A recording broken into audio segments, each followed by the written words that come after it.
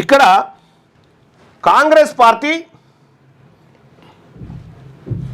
బీహార్లో బీసీ ప్రజలను వాళ్ళ ఓట్ల కోసం తెలంగాణ మోడల్ అని చెప్పుక తిరుగుతూ ఉంది. అక్కడ ఈడ మోడల్ లేదు, లొటపీస్ లేదు, ఈడ జరిగేదంతా చీటింగ్.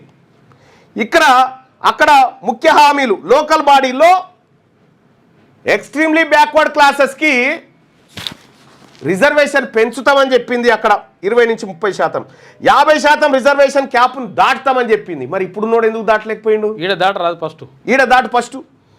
రెండోది, ప్రైవేట్ విద్యా సంస్థల్లో రిజర్వేషన్ ఆర్టికల్ 15(5) ప్రకారం ప్రైవేట్ కాలేజ్ యూనివర్సిటీలో ఈబీసీ, ఓబీసీ, ఎస్సీ, ఎస్టీలకు రిజర్వేషన్లు అమలు చేస్తామన్నారు. ఇక్కడ ఇంకో పాయింట్ కూడా చెప్పింది కాంగ్రెస్ పార్టీ, ఆడ రాహుల్ గాంధీ. ఆర్టీఈ చట్టం కింద ప్రైవేట్ స్కూల్లో 50% సీట్లు అని చెప్పింది.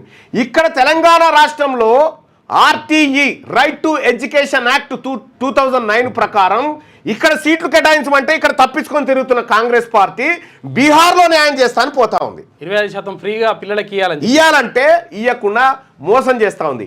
ఎన్నికల కోసం కాంగ్రెస్ పార్టీ ఆడుతున్నటువంటి నయా డ్రామా ఇది. 42%. రేపు పొద్దుగాల వీళ్ళందరూ ఇంప్లీట్ అయ్యారు కాబట్టి మళ్ళొక రోజు వాయిదా వేస్తున్నామని కోర్టు చెప్పడంతో ఈ ప్రక్రియ స్టార్ట్ అవుతుంది అన్నట్టుగా. ఈ ప్రక్రియ స్టార్ట్ అయినా మళ్ళా కొట్టేస్తారు. మహారాష్ట్రలో జరిగింది ఇదే. 2021 నుంచి ఇప్పటిదాకా మహారాష్ట్రలో ఎన్నికలు లేవు. దీని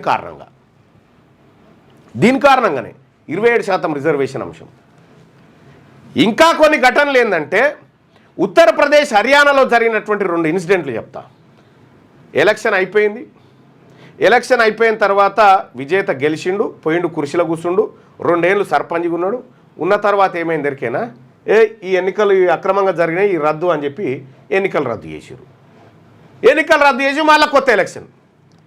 రేపు ఇవాళ మీరు ఊర్ల పొంటి 10, పర్కో, పావులో, తులమో, మాసమో ఖర్చు పెట్టుకొని మీరు సర్పంచ్ అయినా ఎంపీటీసీ అయినా కూడా ఆ పదవి 5 ఏళ్ళ దాకా ఉంటుందన్న గ్యారంటీ లేదు.